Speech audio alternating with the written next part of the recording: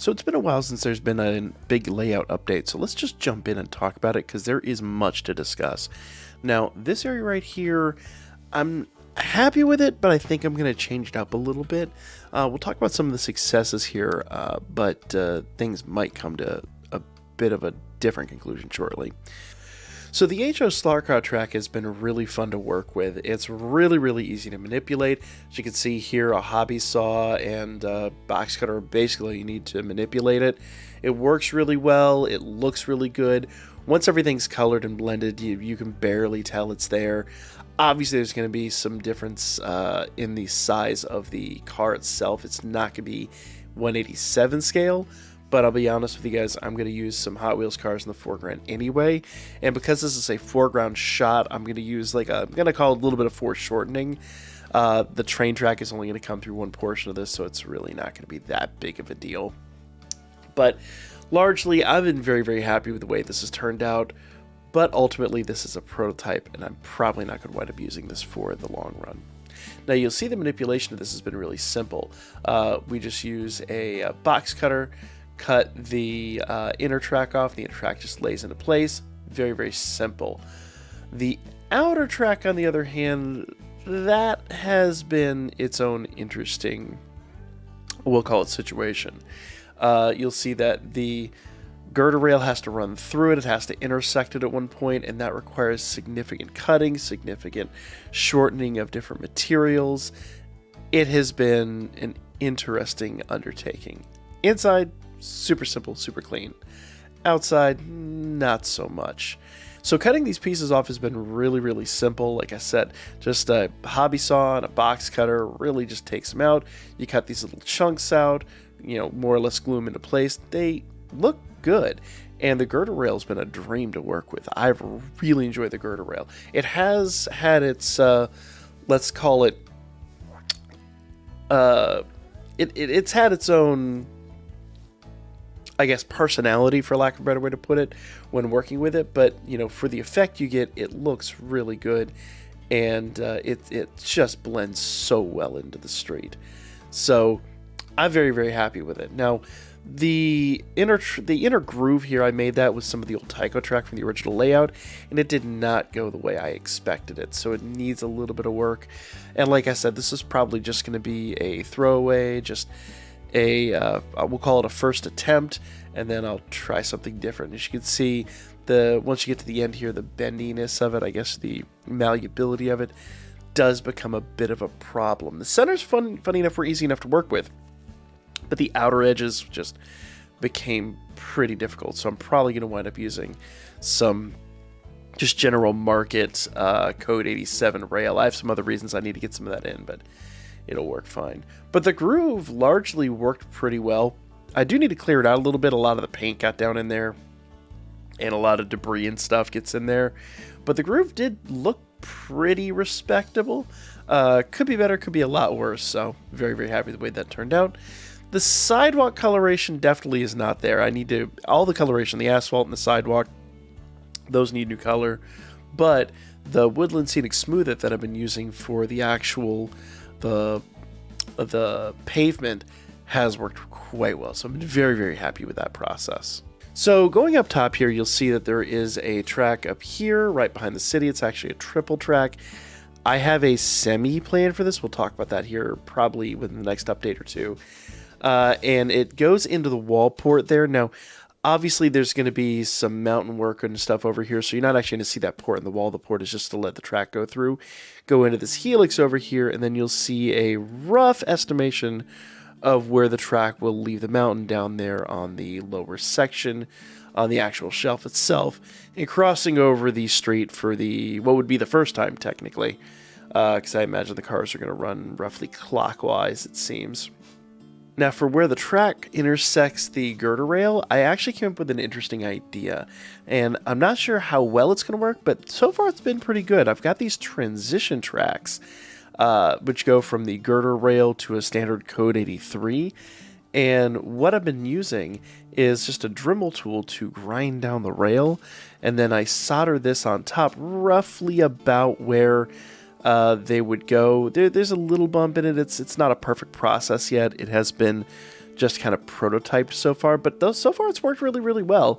And then it just, in theory, should sit and transition perfectly without me then having to custom make a whole crossover track. It's just been a lifesaver, if I'm totally honest. And we'll cover more of that. We'll do an update on that when I feel more confident with my process there. Now, if we back out a bit here, you'll see the track as it runs out of the city. Technically, we're going backwards, so to speak. Here, the train's going to run from the mountain across the city clockwise toward town there. And I did kind of run into a major problem here. Something with the modeling that I did on the computer didn't work out right, and I've got this really weird shape here. Now, move the level out of the way so you can kind of see. I've decided I'm going to put a ravine here as well, and I think it'd look really cool if it comes out of the port there in the mountain, goes across some bridge work, and then goes through town. Now, this helix over here, that is all going to be hidden inside the mountain, like I said before, so you won't see any of that. You'll just have this port going across the area here that I'm going to have to extend, and then crossing over the girder rail and going back into the mountain. So you notice a couple of holes here on the wall as it comes out and goes over this area here. There was just some maths in my modeling when I did it on the computer that didn't quite work out right. So I've got a bunch of extra curves. I had to punch a couple holes in the walls. It just was kind of a disaster, but honestly, we made it work, and it's been super fun, and I've been enjoying it. So now we've got the track. I've got significantly more room going back there, back into the mountain, through the town there. And if we kind of put a piece of track here, I've got some of that cut Tyco track that we can put in place. So the track then goes through the mountain, back around. It's going to be hidden for quite a bit of time, and then it's going to come out the back side of the mountain over here and come down to the side. Now, I haven't decided what to do down here, and I'm really debating on doing more of like an operations layout on the side with just kind of a runaround track for these cars. I think that'd be really fun. But ultimately, they're going to loop around the other side of the room, come back and meet up with this track up top. So you notice that I'm kind of working on the rear track there. That is literally going to be one giant loop, just going all the way around the room to another roughly about 5-foot loop on the basically right behind where I'm standing. So we're going to skip forward in time a little bit here, and you'll see that not much has changed. Now, I'm going to go ahead and just wrap myself out here. I did watch the video the other day that the DCC guy dropped on some of the pitfalls of model railroading, and I am going to be really bad about several of those. But you will see I did start a little bit of ballast work, and the ravine has started to come together, and, you know, the shelf extensions have been made. And this is really just to get the basic shape of the bridge and all that I need, because my number one goal here is to run trains. We're going to be that person. We're going to be running trains with some bare track work down and stuff like that. I know I have a little bit of work done here, but a lot of this helix is going to remain unballasted. And frankly, I'm just doing this to get a rough estimate of the bridge and all that I need. Now, I will do some work in here. I don't know why I ballasted all that. That's kind of just...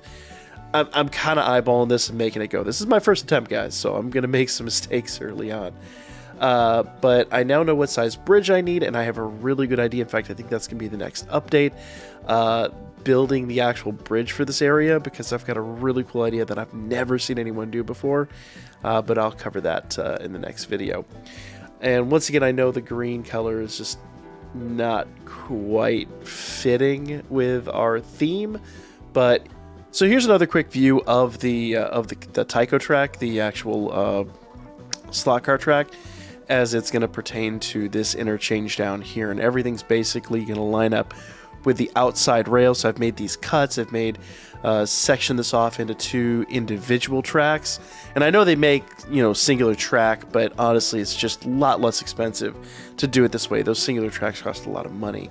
So what I'm going to do here is just kind of slot a lot of my straight track in the center and essentially just kind of make it fit my need. Now, the radius of this curve is kind of what I'm measuring here, because I'm not sure whether we're going to have the radius tight against the top or kind of bow out at the top. As you'll see here, there's this kind of long piece that if I line it up with that and put the curve out there, it just kind of puts my curve a little a little further outside of the spectrum of where I'm comfortable putting it. I think this positioning is probably more what I'm going to be going after, which does mean that it's going to overlap the track a little bit, but you know, all this is very custom work. It's just, you know, measurements that I've got to do now, because this is not something you could very easily mock up in the software. Now, as far as the helix goes, you'll see here I'm starting to work on the inner helix. And as you saw, there were 3 tracks on the other side, which we'll see again here in a moment. Literally what's going to happen is the inner 2 tracks are going to helix upward, and there's going to be 2 more layers above the layers that you currently see, kind of recessed a little further back towards the edge of the wall, and all that built into the mountain face. So all of this here is going to be enclosed inside of a giant mountain. And here's just another close-up. A lot of the helix is made out of just scrap wood that I had laying around, so it isn't perfect. And then, as I said before, everything just kind of runs behind the city there, very much hidden inside. So it's a work in progress. Now, this is kind of a funny story, and I think I touched on it earlier, but when I measured all this out, I measured out to be a 30-inch diameter, and I think I wound up making like a 32 or 34-inch diameter, actually. And even then, there was some wiggle room and some outside layers of the track. So it didn't line up inside the door like I had anticipated, but this junction box here, the actual box where all the switches are in the wall, thankfully the power cord is on the other side, so I was actually able to punch a hole in the wall here, and I'm going to stick with it. I think it looks really cool, and it's going to allow me to just utilize more of the room. So it's a funny little miscalculation that actually turned out to be a really neat feature, and I kind of like it. And once again, all that's going to be hidden. I think even the switches are going to be hidden behind my mountain area. I'm probably just going to make a little panel, little like cubby for my hand to go in and flip all the switches. Now, this bridge is going to be the next section, like I said before, and we'll cover that in an upcoming video because that's going to be a very, very, very special process. But all said and done, I'm very happy. It's coming together. It looks really, really good. This upper layer is going to be coming together. The lower level is coming together. The only thing I've got to figure out what to do is with the wall on the other side. So I think that's it. I think we can just run a train on this, and it actually is operating, as you'll see here in a moment. So as I've stated prior, this entire thing was designed around this old Bachmann 484 that I've got. It's a very finicky train. It doesn't like to run on tight radiuses, which we've had on the previous layout, which actually will be integrated in this layout, as you guys will see here, hopefully in the next couple of months. But everything was designed with this in mind. I need this train to operate here. Now, it's not really ready to run yet. It does need some work. The motor is very weak on this thing, and it's very jerky, and I think I need to do some work on the pickups and things like that. So the mods on this are coming very soon, and I think I know exactly what I'm going to do, and that's going to come with the DCC conversion. But I needed longer, wider radiuses. I think they look a little more prototypical too, but I really needed wider, longer radiuses so that this train would be able to accommodate just about anything thrown at it. I went a little overkill on this helix, as you're about to see here in a minute, but I'm very, very happy with the results so far, and definitely think that train's going to have absolutely no problems once the motor replacement is done. But today we're going to run my trusty Southern. This train has taken even the old tighter radiuses. It's a great runner, not perfect by any stretch of the imagination, and it's also beaten up quite a bit. But as you'll see here, it does it, and does it with ease, like an absolute champ. So let's enjoy the running here.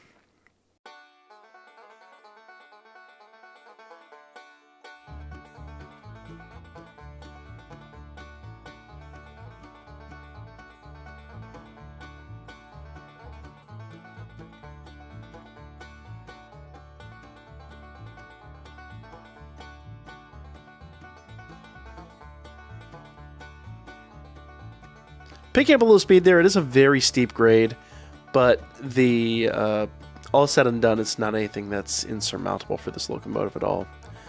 In the back there, you're going to see a couple of switches, a little ghost orb there on my screen there, but a couple of switches in the back that are for some expansion, and we'll talk about that later on. Here it comes out of the port, down around the area where the bridge is going to be. And by this point, I have that pretty much done. So you'll see that here in the upcoming update. But runs right up there to the end and just runs out of juice right there at the crossing. So very, very happy with that. All said and done. And actually, currently I have this running a little bit further. But as you can see there, just even the little stoppers that I kind of makeshifted out of a couple of push pins did their job. And a little push back out of the contacts, but a very smooth running track. I'm extremely happy. That thing is, knock on wood, this has been a really successful so far build, even with building the vast majority of it out of just scrap wood. So very, very happy with the results. Couldn't have wished for better. And see, even going up the grade, it has absolutely no problems. I want to say this is like a little more than a 2% grade. It's not terrible, but all said and done, very smooth, very, very happy with the results. Let me know what you guys think down below, and yeah, stay tuned, subscribe for more updates coming at you hopefully before you know it.